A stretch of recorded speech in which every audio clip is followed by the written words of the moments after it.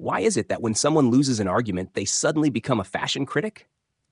You're trying to discuss the effects of climate change, and out of nowhere, bam, your opponent hits you with, yeah, well, your haircut looks like a squirrel died on your head.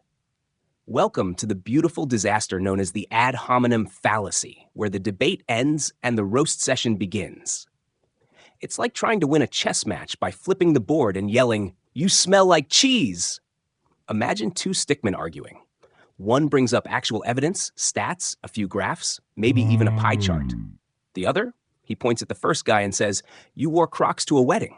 You can't be trusted." Boom, debate over, mic drop. Logic buried in a shallow grave behind the dumpster. Ad hominem is Latin for to the person, which is a fancy way of saying, forget your argument, I'm going after your face. It's like someone throws a fireball, and instead of dodging, you scream, "Your mom's lasagna sucks."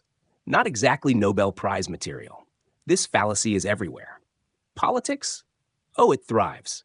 One candidate proposes a policy. The other replies, "Interesting plan," coming from someone who once failed high school chemistry. Suddenly, the policy doesn't matter. Only the F- and a 20-year-old yearbook photo do. In online arguments, it's even worse. You post a well-researched comment, and within minutes, some stranger named XXAlphaWolf69X responds with, "You live in your mom's basement and look like a wet crayon." Flawless logic. Aristotle would be proud. But why do we do this? Why ditch logic and go full savage? Because it's easier. Arguing ideas requires effort. Attacking a person requires an insult and maybe 5 brain cells. You don't have to refute a study when you can just say, "You look like someone who uses Comic Sans unironically." It's lazy, sure, but it works. And that's the terrifying part. Ad hominem fallacies derail real conversation.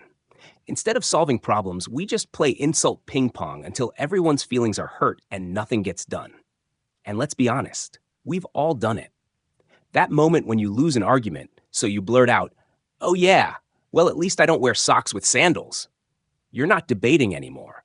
You're just throwing fashion grenades because logic left the building 5 minutes ago. Even smart people fall into this trap. Especially smart people, actually. Because when their ego gets poked, it goes full defense mode and pulls out the petty arsenal. Your PhD is suddenly channeling middle school energy. You may be right, but your haircut says otherwise. It's not just personal attacks either. It's also guilt by association. You believe that? Didn't that one guy who also believes that eat glue in 3rd grade? Doesn't matter how sound your reasoning is. If you're in the same camp as someone questionable, you're now disqualified by hairline proximity. It's like being banned from karaoke just because someone you know once sang Nickelback. Harsh. And irrelevant. Let's say you're in a serious debate about public health care. Instead of addressing your argument, someone says, "Didn't you once get fired from a dog grooming job?" Yes, Sharon, but what does that have to do with universal coverage? Absolutely nothing. But Sharon has planted the seed. This person once trimmed a Pomeranian unevenly. How can we trust their economic theories? Logic? MIA. Distrust achieved. What makes ad hominem so sticky is that it taps into something primal. We're social animals. We care what others think of us. So if someone attacks us personally, we instinctively get defensive. Our focus shifts from what's true to wait, do I really look like I eat crayons? And just like that, the argument is over. Not because it was won, but because it was dragged into a mud fight and logic was never invited. And social media? Forget about it. Twitter should just rename itself Ad Hominem Fest 2025. Every thread starts as a disagreement and ends with someone accusing someone else of being a lizard in a human suit. It's less a debate and more a gladiator pit of fragile egos and outdated memes. The thing is, pointing out someone's flaws isn't always wrong. Sometimes it's relevant, like if the person is a proven liar or has a stake in the argument. But when it's used just to shut someone down, deflect the topic, or avoid admitting they might have a point, it's not clever. It's cowardly. It's wearing armor made of sarcasm to avoid the hard work of actually thinking.